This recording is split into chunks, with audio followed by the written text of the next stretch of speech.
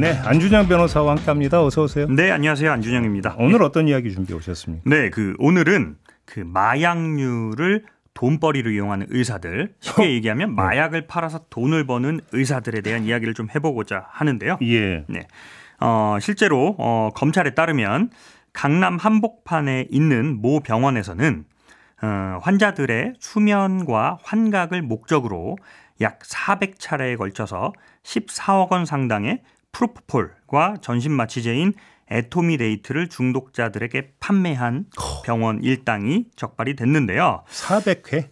예. 그렇죠. 오, 예, 총 14억 원어치를 팔았다고 해요. 네. 어떤 식으로 이 병원이 운영이 됐는지 좀 보면 이제 상담실장이 먼저 돈부터 받아요. 얼마 결제할 건지 돈부터 받고 그 돈에 따른 그 양의 프로포폴을 처방을 하는 거죠. 어허. 그러면 이제 면허도 없는 간호조무사들이 주사를 놔줬고요. 예. 그래서 어떤 환자는 하루에 10시간 넘게 프로포폴을 투약을 했고 또 한 명이 1,800만 원을 하루에 결제한 사건도 있었습니다. 하루에? 네. 그리고 새벽에도 중독자들이 요구하면 병원을 열어줘서 프로포폴을 투약을 시켜줬고요. 예. 이게 또 수면 마취에 취한 사람들이 난동을 부릴 수도 있으니까 예. 조폭까지 동원을 해서 환자들을 관리하고 또 자금을 관리하는 일이 강남 한복판에서 이루어졌습니다.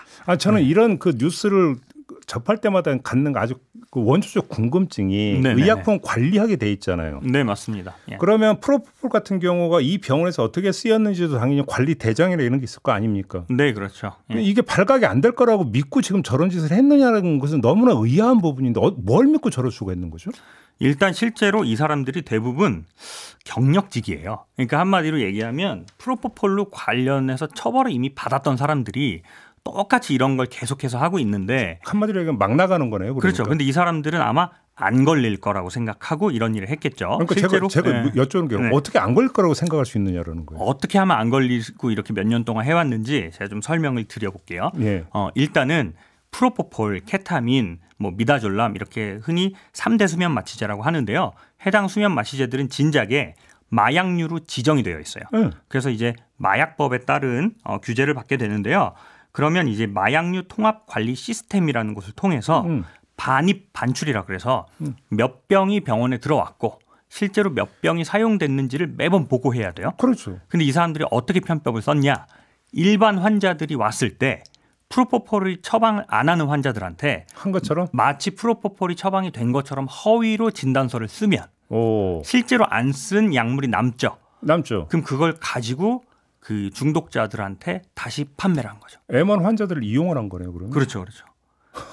그러니까 두 가지 잘못이 있는 겁니다. 이런 경우에는. 진단서도 허위로 작성하고. 예. 그리고 또 왜 안 걸릴 거라고 생각을 하냐면 이렇게 중독자들을 대부분 가명으로 환자를 받았대요. 이 사건에서도 보면 딸기, 오이 이런 식으로 실명을 기재하지 않았고 그러니까 이 사람들이 누군지도 모르게끔 그리고 차트도 기재해서 남기지 않았어요. 그러니까 이 병원을 운영한 사람들의 심리는 이 사람들이 자백하거나 경찰에 신고하지 않는 이상은 걸릴 일이 절대 없다 이렇게 믿었던 거죠. 근데 이게 그러니까 이렇게 쉽게 중독에 빠져듭니까? 이게 사실 프로포폴 같은 경우에는 굉장히 넓게 쓰이잖아요.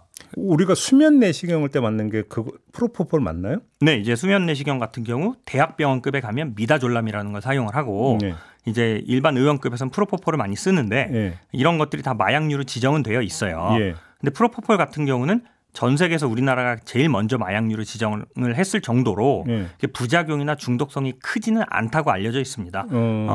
신체적인 중독이나 금단 증상은 거의 없고 다만 이제 정신적으로 좀 의존하게 되는 경우가 있다고 해요. 그래서 프로포폴에 좀 중독이 되거나 의존이 되면 끊기가 어려운 거는 다른 마약류랑 비슷하다고 생각하시면 됩니다. 그래요. 그런데 프로포폴 말고 또 다른 게 있다고요? 예, 저희가 요새 프로포폴이 아까 말씀드린 대로 마약류로 지정이 되어 있으니까요. 병원에서 이런 좀 불법적으로 환자들한테 처방하는데 좀 꺼려지겠죠. 그래서 에토미데이트라는 약이 요새 다시 많이 쓰이고 있는 것 같은데요. 이건 또 뭐예요? 이거는 뭐냐면 원래 프로포폴이 개발되기 전에 있었던 전신 마취제예요.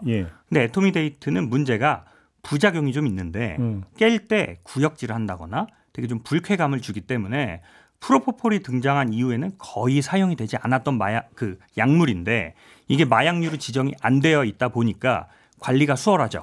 그래서 애토미데이트를 불법적으로 판매하거나 처방하거나 투약하는 사례들이 굉장히 많이 늘고 있다고 합니다. 예. 전신마취제라고요? 그렇죠. 우리가 흔히 얘기하는 수면마취제, 전신마취제 다 비슷한 말입니다. 전신마취 상태가 되면 아무것도 느끼고 이런 게 없는 거잖아요. 그렇죠. 그러니까 사실상 뭐 다른 일반 뭐 오락용 마약처럼 환각 상태를 즐길 수 있는 종류의 약물은 아닌데요. 그러니까요. 그럼 들으시는 분들은 근데 왜 도대체 이런 수면마취제에 중독이 되나? 네, 바로 그거예요. 이런 게 궁금하실 거예요. 그래서 뭐 제가 다뤘던 사례들이나 뭐 기사 같은 걸 봐도 확인할 수 있는 부분은 대부분 이런 곳에 중독되는 분들이 유흥업소 종사자 혹은 연예인 또 사회 고위층 이래서 낮과 밤의 수면 패턴이 바뀌거나 불면증 등으로 굉장히 고통받는 사람들이 불면증 때문에 쉽게 프로포폴을 접하게 됩니다. 그러니까 쉽게 하면 이제 푹 잘 수 있다. 네. 근데 그것도 좀 문제가 의사들한테 물어봤어요, 제가. 이게 진짜 자는 거냐? 이랬더니 실제로 수면은 아니라고 해요. 그럼 뭐예요? 단지 한 10분에서 20분 동안 진정돼 있는 거. 쉽게 얘기하면 잠깐 기절했다 깨어나는 거예요. 근데 그 느낌이 마치 깊은 잠에 들었다가 빠져나오는 것처럼 굉장히 푹 잔 느낌을 준다는 거죠. 저도 수면 내시경을 몇 번 했으니까. 네네네. 그러니까 깨면 정신없던데요. 그렇죠. 그래서 또 이게 문제가 그런 정신없는 상태에서 운전을 하거나 큰일 나죠, 그러면. 다른 업무를 해서 2차적인 피해를 낳는 경우들이 굉장히 많은데요. 여러분들께서도 다 기억하시겠지만 그 압구정 한복판에서 롤스로이스로 운전했던 그 운전자도 이 프로포폴을 투약하고 약이 완전히 깨지 않은 상태에서 운전을 했다가 행인을 치어서 사망하게 된 사건이었잖아요. 근데 그 이면은 사람들이 아직 많이 모르시는 부분이 있는데 검사가 그 해당 운전자에게 마약을 투약한 병원을 압수수색을 했는데 알고 보니 그 의사가 의사 면허도 없는 상태에서 불법적으로 프로포폴을 투약을 시켰고 심지어 그 상태에서 여러 여성들을 성폭행한 거를 영상을 찍어다가 걸려서 1심에서 징역 17년을 선고받았습니다. 자, 아무튼 이런 사례가 지금 반복이 되고 있잖아요. 반복이 되고 있다는 것은 뭔가 지금 근절이 안 되겠고 뭔가 허점이 있다는 얘기로 연결이 될 수밖에 없는 거 아니겠습니까? 네, 그렇습니다. 일단은 그 마약류로 지정은 되어 있지만 여전히 관리가 좀 소홀한 게 이게 정부 당국의 책임이라고 할 수 있고요. 그래서 이제 중앙행정기관이 아닌 서울시에서 자체적으로 이런 프로포폴을 투약하는 의원들을 전수조사하겠다 이렇게 나서기도 했고요. 실제로 관련해서 과거에는 1년에 한 30-40명 정도의 의사만 처벌이 됐었는데 요새 보니까 1년에 거의 300명에서 400명 정도가 처벌을 받아요. 10배가 됐네요. 네, 이거는 좀 구조적인 문제도 있다고 보는데요. 그렇죠. 이 프로포폴 중독자들, 즉 수요가 있는 한 공급은 잡기 어렵다. 이렇게 또 결론을 내버릴 수 있겠습니다.